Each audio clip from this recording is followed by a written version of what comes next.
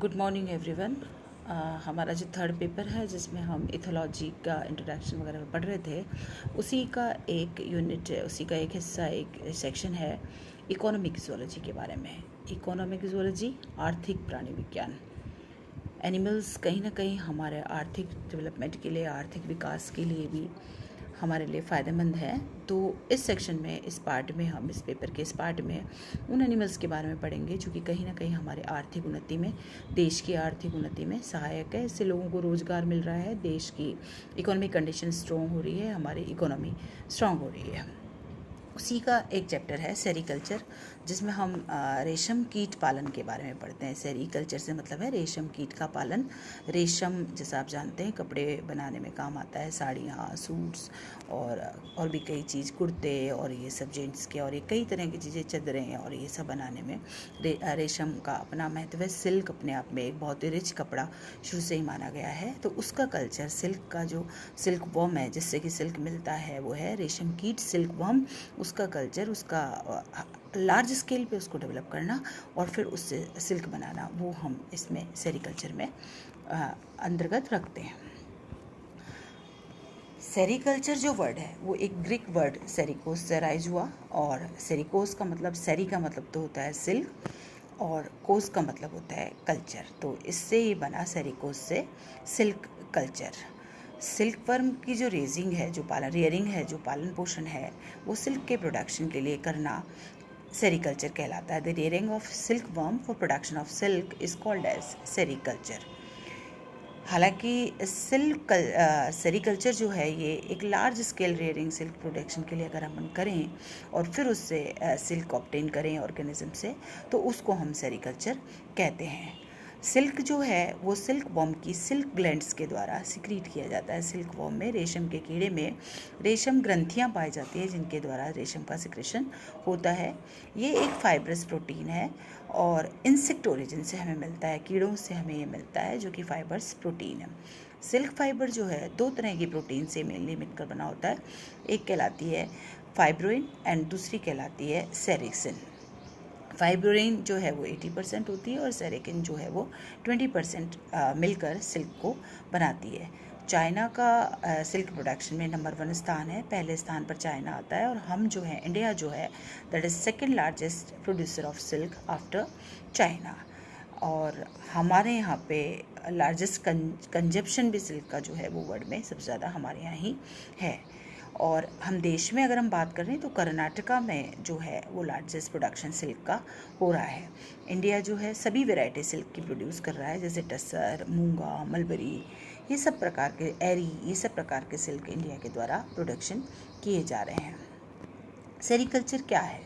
Sericulture और silk farming, हम इसको सिल्क फार्मिंग कहते हैं, is the rearing of silk worms for the production of raw silk. कच्चे रेशम को बनाने के लिए सिल्क वर्म्स का पालन जो है वो कहलाता है सिल्क फार्मिंग या सेरीकल्चर। सेरीकल्चर जो है आर्ट्स और साइंस की मिक्सिंग है। सिल्क वर्म प्रोडक्शन के लिए, सिल्क वर्म को रेज करने के लिए इसमें कला भी है तो साथ ही साथ विज्ञान का भी मिश्रण है। सिल्क वर्म की बहुत सारी स्पीसीज़ में जो सबसे ज़्यादा काम में आने वाली स्पीसीज़ है वो है बॉम्बिक्स मोराई। रेशम कीट की बॉम्बिक्स मोराई स्पीसीज सबसे ज़्यादा सिल्क बनाने में काम में ली जाती है। It is also known as queen of textile. इसको हम टेक्सटाइल की रानी भी मानते हैं, और इसमें जितनी शक्ति है उसके कारण इसको बायोस्टील, जैव स्टील भी कहा जाता है, क्योंकि ये बहुत सॉलिड होता है। रेशम कीट को, रेशम के इसको धागे को तोड़ना बहुत मुश्किल है, इसलिए इसको बायोस्टील भी कहा जाता है। एक और कंसेप्ट है, दैट इज़ मोरिकल्चर। मोरिकल्चर क्या है? Moriculture is the science of mulberry cultivation. Mulberry की कल्टीवेशन की साइंस जो है to rear silk worm for silk production. Actually ये रेशम का कीड़ा जो है वो शहतूत के पौधे पे पाया जाता है, शहतूत के पौधे की पत्तियों पे। तो उस मलबरी को, शहतूत के कल्टीवेशन की जो साइंस है उसको हम मोरिकल्चर कहते हैं। सिल्क प्रोडक्शन के लिए हम जब उस पर डेवलप करें। बॉम्बिक्स मोराई जो है, it is specifically feed on white mulberry leaves but also eat osages, oranges and lettuce also, but mainly जो है ये वाइट मलबरी लीव्स पर पाया जाता है। So it is also called as moriculture. Silk की अगर हम हिस्ट्री पे जाएं तो एक चाइनीज़ कहानी है, एक पुरानी उनकी घटना वो जो बताते हैं, उनके हिसाब से ये मानते हैं कि सिल्क वर्म की जो डिस्कवरी है सिल्क के लिए, वो एक पुरानी उनकी महारानी थी ली जू, जो वहाँ के राजा की वाइफ थी, उसके द्वारा हुई। She was drinking tea under a tree. वो एक पेड़ के नीचे बैठी बैठी चाय पी रही थी, ऐसा माना जाता है, इस प्रकार का वहाँ प्रचलन है, कहा जाता है, वहाँ पे कहावतें हैं कि वो एक पेड़ के नीचे बैठी हुई चाय पी रही थी और उनकी चाय में एक सिल्क कोकून गिर गया और उससे जो है वो लूज़ करने लगा अपने धागे को और सिल्क का लॉन्ग स्ट्रैंड जो है वो उनको अपनी चाय में मिला। उन्होंने इसको बाहर निकाला और उसको अपनी फिंगर के चारों तरफ इस धागे को लपेटना शुरू कर दिया। स्लोली शी फेल्ट दैट उनको गर्म सा लग रहा है, उंगली पे उनको वार्म सेंसेशन फील हुआ। तो इसलिए उनको थोड़ा ये आइडिया आया कि इस प्रकार का एक धागा है जो कि गर्मी देता है और इससे कपड़ा बनाया जा सकता है। When the silk rain out she saw a small larvae also. सारा सिल्क जब बाहर आ गया, थ्रेड जब उन्होंने पूरा खींच लिया तो अंदर से उनको सिल्क का लार्वा भी नज़र आया और उन्होंने ये रियलाइज़ किया कि ये कैटरपिलर लार्वा कहीं ना कहीं इस धागे का सोर्स है। She thought this to people and become wide spread. उन्होंने इसको लोगों को पढ़ाया, इसके बारे में लोगों को सिखाया, समझाया और धीरे धीरे ये चीज़ जो है वो फैलती चली गई। इस तरह से सिल्क की इतिहास माना जाता है कि इस तरह से सिल्क जो है वो अस्तित्व में आया। तो China is the origin of sericulture और जो चाइनीज़ लेडी है शी लिंगशिन, उन्होंने इस सिल्क वर्म की कोकून्स की एक्सीडेंटली मिस्ट्री को सॉल्व किया। It is said that silk is discovered before 3000 BC, 3000 BC, ये बिफोर 3000 BC इसको ढूंढा गया। इसका आर्ट जो है सिल्क प्रोडक्शन का, ये 200 BC, लगभग 2800 साल पहले अस्तित्व में आया। ट्रेडिंग ऑफ सिल्क का व्यापार किया जाने लगा through the silk road at the time. जब ये बनने लगा तो फिर इसका व्यापार किया जाने लगा। By about 300 AD sericulture had spread to India from Korea से होता हुआ ये इंडिया में आया। 300 AD ये जो है इसका अस्तित्व हमारे यहाँ पे आया। 1857 में world sericulture industry suffered from pebrine disease. इसमें एक डिजीज़ हो गई पेब्रिन की और 1857 में इससे काफ़ी नुकसान हुआ। The almost destroy European sericulture industry. इस समय 1857 में यूरोपियन सेरिकल्चर इंडस्ट्री लगभग समाप्त हो गई इस पेब्रिन नामक की डिजीज़ के कारण। आर्यों ने डिस्कवर किया सिल्क वर्म इन सब हिमालयन रीजन, ऐसा माना जाता है। एक और ये वो है कि आर्याज जो थे इन्होंने सब हिमालयन रीजन में सिल्क वर्म को ढूंढा। And silk from Kashmir to Bengal was exported to European market during 14 and 15 century. 14वीं से 15वीं शताब्दी में ये यूरोपियन मार्केट में बंगाल के वहाँ तक कश्मीर से बंगाल आया और फिर इसको एक्सपोर्ट किया जाने लगा यूरोपियन मार्केट में। टीपू सुल्तान जो मैसूर के राजा थे, उन्होंने मैसूर कर्नाटका में इसका प्रोडक्शन 70% जो रॉ सिल्क का प्रोडक्शन वहाँ पे उनके समय में किया जाने लगा। 1771 में 1771 में Chinese silk worm was introduce in India to improve the quality of cocoons. 1717 से 1775 Italian method of rearing was introduce by East India Company. जब अंग्रेज हमारे यहाँ आए तो उन्होंने अपने साथ इस व्यापार को भी लेके आए और हमारे यहाँ पे उन्होंने रियरिंग के मेथड को इंट्रोड्यूस किया, इटालियन मेथड को। 1942 में सिल्क कॉन्फ्रेंस हुई दिल्ली में और सिल्क एक्सपेंशन स्कीम आई to meet the requirements of parachute cloth. जो पैराशूट का क्लोथ बनाने के लिए इस तरह की, इसके लिए सिल्क एक्सपेंशन स्कीम को दिया जाने लगा। 1949 में सेंट्रल सिल्क बोर्ड बना और 1963 में CSTRI मैसूर में डेवलप हुआ और 1964 में टस्सर रिसर्च स्टेशन बना। रीजनल रिसर्च स्टेशन जो है वो सेलम में, त्रिवेंद्रम में, अनंतपुर में, कोल्हापुर में, मार्जरा में, पंपोर में, बेंगलुरु में, इस तरह से प्रादेशिक जो रिसर्च स्टेशन हैं वो भी धीरे धीरे एस्टेब्लिश किए जाने लगे।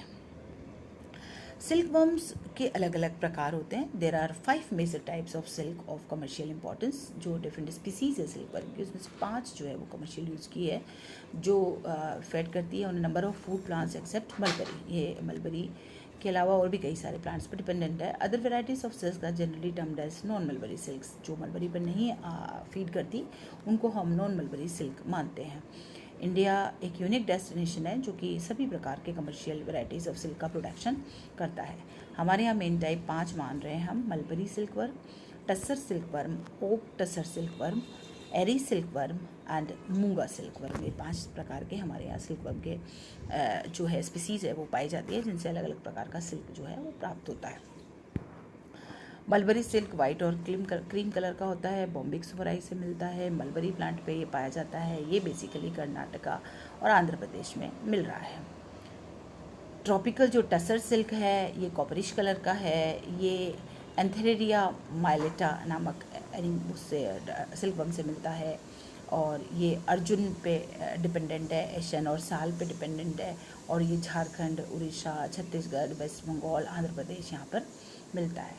ऑक टसर जो है वो एंथेरेरिया प्रोएली नामक रेशम कीट से मिलता है और ये क्वेरिगस की स्पीसीज इसका होस्ट है और ये सब हिमालयन बेल्ट में पाया जाता है।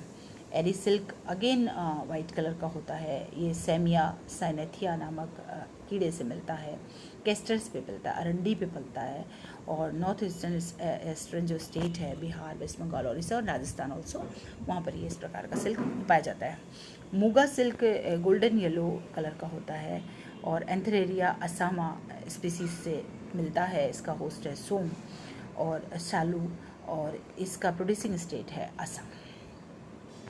मलबरी सिल्क वर्म जो bulk of the commercial silk products जो है वर्ल्ड में पूरे में वो इसके द्वारा हो रहा है और इस वैरायटी से डेवलप हो रहा है and it is also generally called as mulberry silk.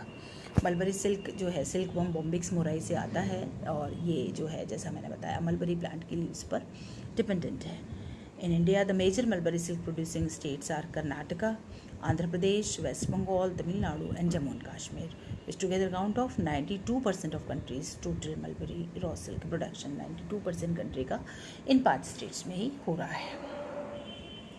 Tussar silk worm जो है ये जनरेट किया जाता है बाय द सिल्क वर्म एंथेरेरिया माइलेटा, जैसा मैंने आपको बताया, और ये फूड प्लांट एसन और अर्जुन पर पलता है। It is less than mulberry silk, उससे थोड़ा कमज़ोर माना जाता है, लेकिन इसकी भी अपनी एक फील और अपील है। और ये प्रोड्यूस होता है झारखंड में, छत्तीसगढ़, उड़ीसा में, महाराष्ट्र, वेस्ट बंगाल, आंध्र प्रदेश आदि में।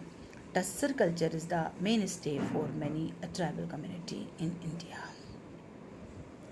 कई सारी आदिवासी प्रजातियाँ इसके पालन से ही हमारे यहाँ संबंधित है। ओक टसर सिल्क ये फाइनल वैरायटी है टसर की, generated by the silk worm Antheraea proylei. और इंडिया में ये नेचुरल फूड प्लांट जो है इनका वो ओक है और ये हिमालयन रीजन में पाए जाते हैं, मणिपुर, हिमाचल प्रदेश, उत्तर प्रदेश, आसाम, मेघालय, जम्मू कश्मीर। और इस ओक सिल्क टसर का जो वर्ल्ड में मेजर प्रोड्यूसर है वो चाइना है। अनादर सिल्क वर्म वहाँ पे एंथेरेरिया प्रणाली के अलावा भी कोई सिल्क वर्म जो है ये हमारा वाला है प्रोएली और वहाँ है परनई एंथेरेरिया प्रेनई, उसके द्वारा इसका सिक्रेशन होता है। Eri silk worm it is also known as endi और erandi. Eri silk is produced of the domesticated silk worm Philosamia ricini that feeds mainly on castor leaves. ये अरंडी की पत्तियों पर पलता है। इसका culture is a household activity practice mainly for protein rich pupae delicacy for the tribals के द्वारा प्रोटीन रिच प्यूपा के द्वारा इसका कल्चर किया जाता है। ये सिल्क जो है यूज़ किया जाता है चद्दर for own use by these tribals. ये जो अपने लिए रैप्स बनाते हैं उसके लिए इसका यूज़ करते हैं। इंडिया में ये कल्चर ये इस प्रकार का कल्चर जो है north eastern states, Assam, it is also found in Bihar, West Bengal and Odisha. Muga silk worm, muga obtained from semi domesticated multi-volatile silkworm Antherinea asamensis. The golden yellow color silk is prerogative of India and the pride of Assam state. Assam state में ये golden yellow colour का silk produce किया जाता है। Muga culture Assam state का एक speciality है, integral part of the tradition and culture of that state. Muga silk high value है use in products like saris और मखल्स और चादर्स और ये सब बनाने से मे क्लास जो वहाँ का लोकल वियरिंग है वो सब बनाने में ये काम आता है। आज हम यहीं तक पढ़ेंगे और इसके बाद कल नेक्स्ट क्लास में हम बात करेंगे कि किस प्रकार से इससे सिल्क प्रोडक्शन किया जाता है।